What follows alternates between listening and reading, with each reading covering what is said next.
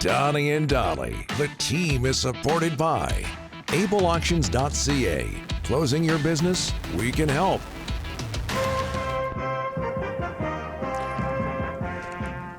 Thursday, and all of our guests today, including Ray Ferraro, standing by, brought to you by the Vancouver Giants.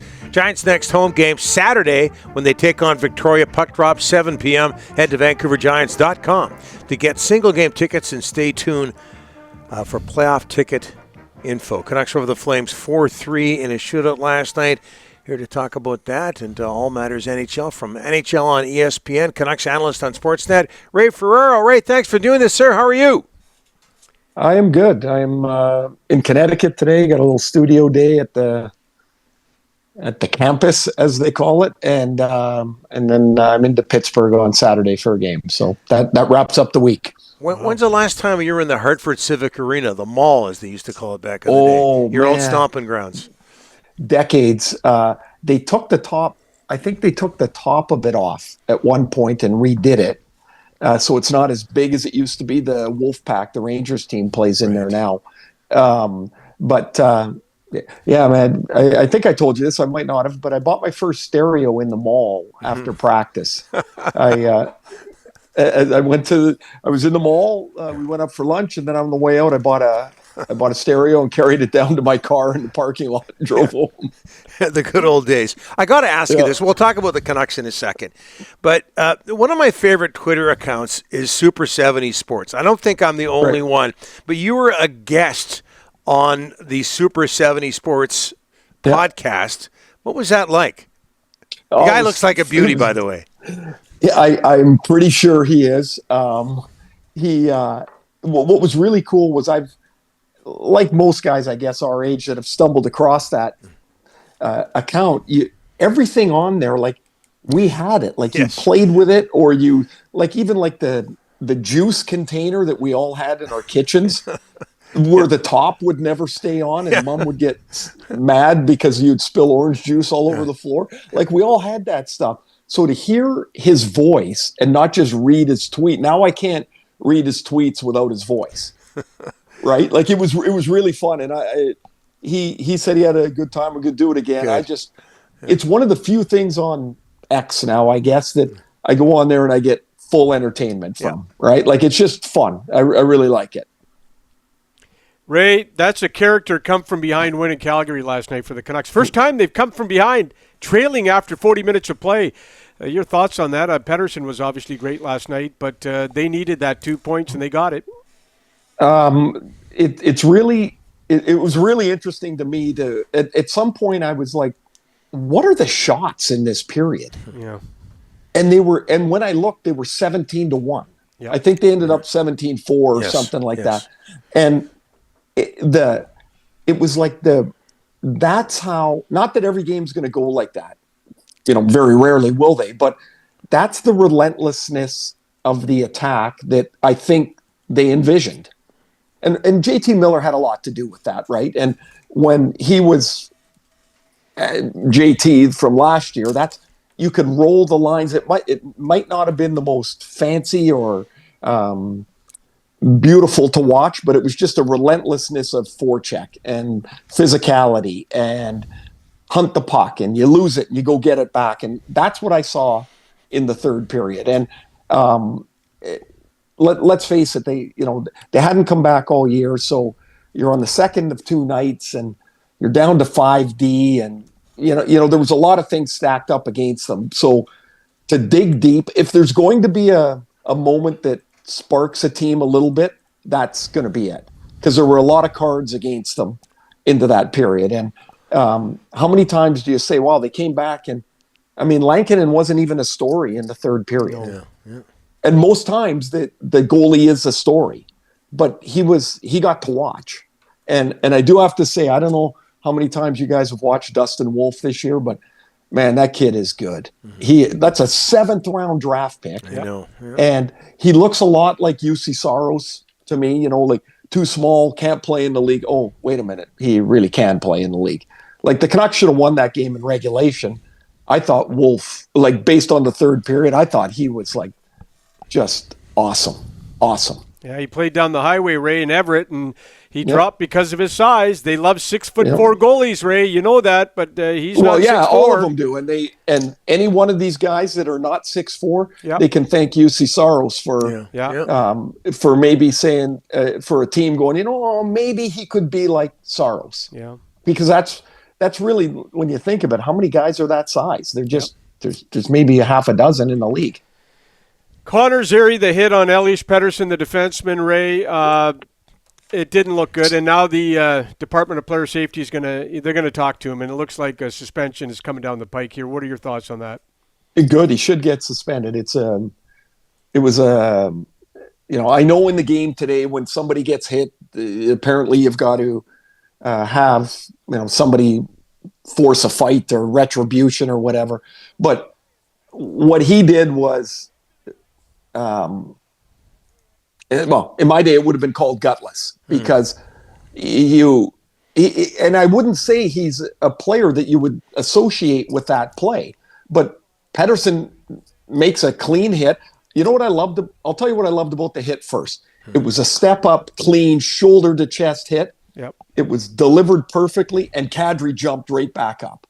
Like that. There's some, not that it's got to be old school, but there's some old school in that. Like Kadri was like, oh, he thumped me. I'm going to get back up and I'm going to get into play. You actually see him in the video clip. He's already back up on his feet and he's back in the play. And then when Zary, there's nothing but head from elbow contact. I don't know. That's a minimum 2-3 games for me. And here's the problem is when I think it was Warren Foegele hit Besser in early in the year, it was Foegele, right? Mm-hmm. Yeah, he got 3 games. Besser missed 7. It's never equitable. The suspension to the loss of the player for the team. I have been, I would say, of the pleasant surprises this year, Lankinen would be one for sure. Elias, got it wrong. Jeez, damn it. I get it in the game. They got to do something about that. Yeah. Yeah, they do.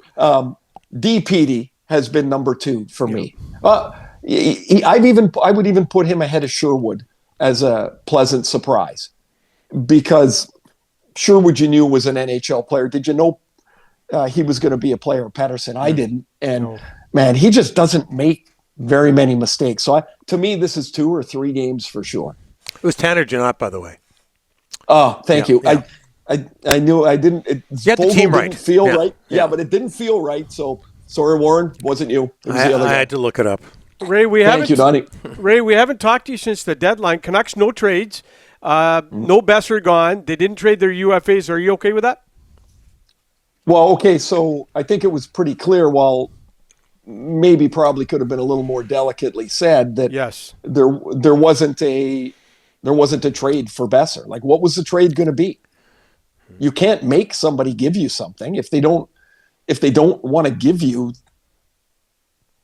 pick commensurate to what you think he's worth. Then what are you going to do? Like, I don't know. I'm not in the room. I don't know. But clearly they didn't have anything that they felt was even in the ballpark. So you have to hope that he plays for you down the stretch, and then whatever's going to be is going to be. But the chance he had last night where he hit the crossbar, that's the first chance he's had in forever. Yep. It's not just since the deadline. It's been quite some time in front of it. And I don't know if I've said this before here or not, but I've played in the last year of my contract. I was not built for that. I just wasn't. As much as you try to say it doesn't bother you, some guys it really does. Mm-hmm. And I don't know Brock other than to talk to him for a couple of minutes here and there. Maybe it really bugs him. Maybe the unsettledness of that really bugs him. Maybe as you go 6 and 8 and 10 games with 1 goal, you start thinking about, man, what's it going to be like in July? Like for some guys, and I was one. I'm telling you, I was one. It's not good. It's not good for it. I was not good with that spot. I scored both of my 40-goal years, guys, the year after I signed a contract. I like the comfort. Terrible negotiating by me, but it's just the way it went. As far as the rest of the guys, I guess you're talking about Suter and Forbert, right? Yep. There would be the only ones. So if you delete them and you think that you're going to fight for a playoff spot, how are you going to do that? Right. I mean, that's the balance. And so if you're not really going to try to, well, everybody's going to try to make the playoffs. If you think, you know what, we're going to be a little bit on the outside, you trade those guys away. Washington did it 2 years ago. They did it last year, and they got some picks for it, but they had some younger guys sitting right there that were on their roster that they elevated. Connor McMichael and Alexi Protas were the two. Vancouver probably doesn't have that right now. The strength of their team is on their blue line, and the prospects coming is on the blue line. That's changed pretty quickly, guys, because before it was all forwards and no D.